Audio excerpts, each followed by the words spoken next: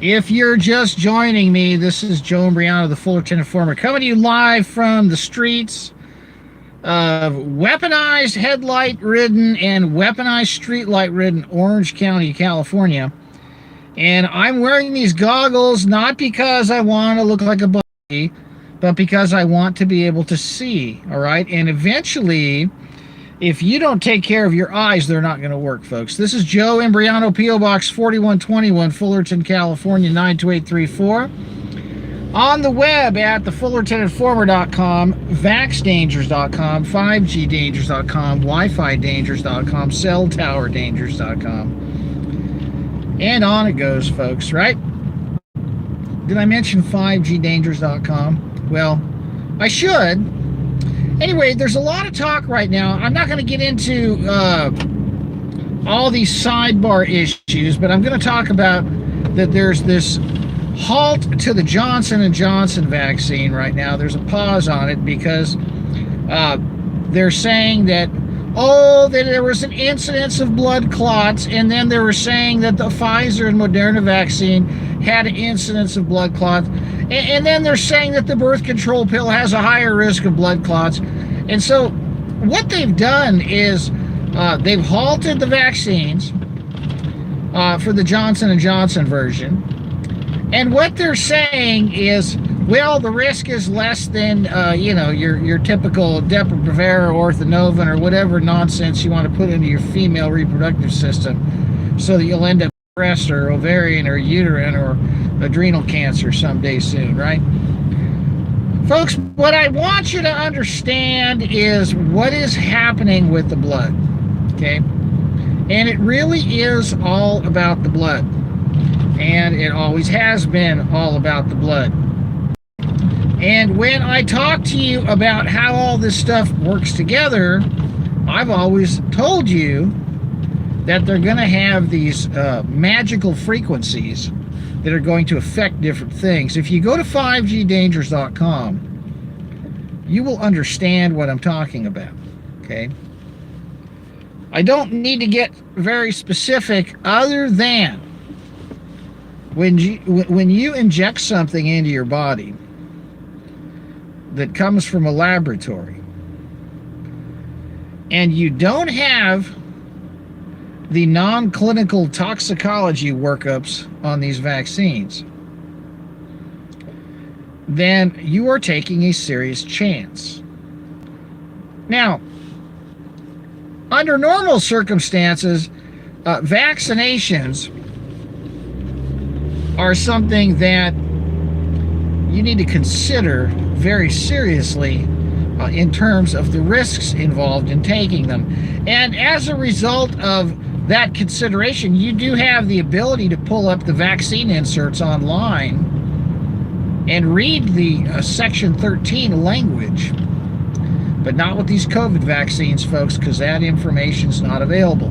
Normally in Section 13 of the vaccine inserts, it'll talk about non-clinical toxicology, and they'll tell you that the vaccine has not been tested for mutagenic potential, carcinogenic potential, or impairment of fertility.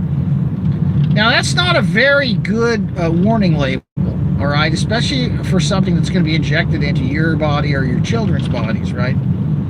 Well, this time around, we've got no Section 13 non-clinical toxicology workups on the COVID vaccines. None. Okay?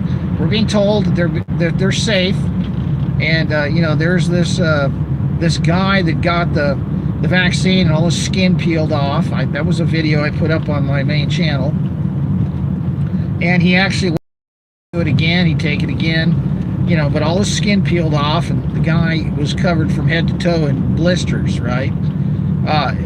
It's like a necrolysis of the skin. It's like this amazingly painful, horrific looking eruption of boils all over your body, right? And so, the guy says, oh, would I do it again? We don't know what kind of psychological warfare operations going on right now. I mean, they've pulled out all the stops. But what's going on right now with this blood clot business is you need to pay very, very careful attention to how they're sidestep and muddy the waters with this issue. Because the blood clotting is what this is really going to be all about in round 2, especially as they begin to roll out the weaponized frequencies. Okay. Now, you need to understand things that mess with your blood chemistry. Okay. I can tell you right now that if you drink a lot of coffee, you will have an issue with what? You will have an issue with your blood thinner, right? It won't coagulate as well. I can tell you right now that if you eat a lot of foods that have a lot of compounds in them that thin your blood, okay? Natural salicylates, right, folks? You know, you can eat like prunes or grapes or raisins, apples. There are fruits that can actually thin your blood. Okay, those are natural. Then there are foods that are very high in things like vitamin K that increase the viscosity of your blood, right? And they aid in clotting. So, you know, if you're eating kale and you're eating apples, then you're fine. You've got a balance of green leafy vegetables and fruits that are high in natural salicylates and fruits and vegetables that are high in things like vitamin K. You know, you're going to be fine because your body will take the natural salicylates to thin the blood as needed, and it will take the natural thickening agents like the vitamin K rich compounds and utilize them as needed to maintain proper blood clotting and viscosity, right? That's how the body works, okay? Well, if you consume diets that are out of balance with alkaloids like, you know, caffeine and taurine, and, you know, eat a lot of chocolate, which a lot of people do, you're going to be on the thinner side, right? And if you're on anticoagulants because your doctor puts you on blood medication, you know, like warfarin or some of these other ones, your blood's going to be very thin, okay? Now, if you're in a Wi-Fi environment, you're going to have issues with your blood chemistry, okay? Microwave radiation causes hemorrhaging, okay? If you have someone that's eating a lot of gummy bears that's colored up with the Blue Lake 40 and made out of grape juice and apple juice and acerola extract and high fructose corn syrup and, you know, drinking beverages full of estero wood rosin and all these citric acid-laced compounds that prohibit your body from uptaking and metabolizing the phytonutrients in the vegetables and the fruit, you're going to have issues with your blood. Now, they know that these vaccines are doing stuff to your blood. Why do I know this? Well, they're telling you, okay? And not only by their muddying the waters are they telling you, listen to what they say.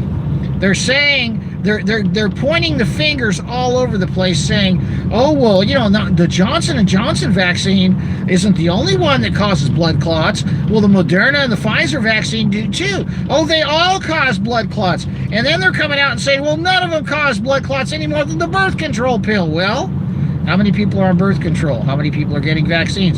How many people are drinking coffee? How many people are eating gummy bears? How many people are taking aspirin? How many people are taking blood thinners? How many people got Wi-Fi in their house? Have you ever heard of the straw that breaks the camel's back? Enter. So, folks, when they've chosen the frequencies that they've chosen, then what we have on our hands here is a situation by which they can clearly manipulate what is going on in the bloodstream, okay? And when I say clearly manipulate, folks, they know exactly what they're doing, okay?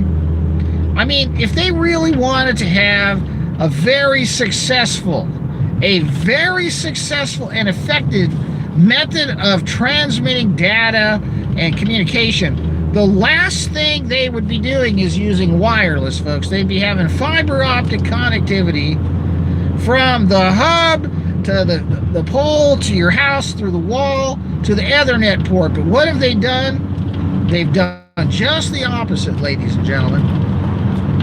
They've created an environment that demands wireless connectivity because it demands wireless transmission, which utilizes frequencies that have been carefully and specifically chosen for the biological and physiological and electrochemical activity that they are associated with. Okay, so let's go back to the proverbial straw that's breaking the camel's back in terms of blood chemistry right now, and what we can infer from the media circus is that they're all bad. Okay, all the vaccines have the ability to get you to throw clots, mess up your clotting. You know, when you're getting blood clots, generally a blood clot will form when you know, sprain your ankle, or you get your hand smashed in a door when somebody closes a car door, or you smash your finger with a hammer, or you know, you spend, you know, f***ing your brains out, or you got a Wi-Fi router under your mattress. It's you know, being amplified through the antenna coil farm you're sleeping on with those steel coils in the mattress. Hey, folks, to get blood clots, but they're usually induced by a traumatic or an electromagnetic injury. Well, now enter a pharmacological agent that people are lining up for, like plasma TVs at Walmart Black Friday sale in 1991. I mean, this is crazy. But nonetheless, it's where we are, folks. It's where we are. And anytime you want to have an open discussion about this issue, people will come back and give you, oh, well, the birth control pill is safer. The birth control pill isn't safe. Think about it, folks. Think about all the ovarian and mammary cancers that all these women have been victimized by the use of these hormone irregulators, because that's what they are, folks. You know, these drugs are all dangerous. So, you know, you want to take your chances, go right ahead. I'm just telling you that Ebola is something that is in the cards in terms of the next phase of symptoms. They're also talking about, and I talked years ago about this acute flaccid myelitis, this polio-like mystery syndrome in the children, and the causes of that. Do yourself a favor and review some of the videos I did about 2 years ago on the acute flaccid myelitis, right? And you will see the reasons why children succumb to these apparent neuroinvasive disorders that are being blamed on viruses, right? Well, I clearly lay out the causes of these neuroinvasive paralytic symptoms, and it's nothing new. As a matter of fact, the same culprits are at work here that were at work 60 years ago, all right? So back to the issue of the current vaccination agenda, folks. You need to do your homework on any vaccination. Now, if you cannot find testing on a vaccine on its effect on mutagenic potential, carcinogenic potential, or impairment of fertility, then you need to ask your doctor or the physician's assistant or the pharmacist or the registered nurse or the nurse practitioner or the pharmacy tech that is about to put this thing into your body. Okay? You need to do your homework. And you need to go to 5gdangers.com, and you need to understand the progression of the agenda. Because I believe I've laid it out pretty clearly from start to finish. This is Joe Imbriano, the Fullerton Informer, P.O. Box 4121, Fullerton, California 92834. 5gdangers.com, thefullertoninformer.com, vaxdangers.com is where you can find the inserts. Okay, folks, you have a great night. I'm going to keep popping in now and then, and stay peaceful out there. And as far as this whole mess with this trial, understand that those people that are running the media want us to kill each other so they don't have to kill us. So we need to make sure that we realize that we are all Americans, okay? Don't fall for this divide and conquer nonsense. Don't fall for these media psyop circuses that are designed to get us to destroy our nation, to destroy our neighborhoods, and to hurt our neighbors. It's bad enough we have all kinds of weaponized idiots as neighbors working for the establishment. We don't need another reason for declension. This is Joe Imbriano signing off. Take care.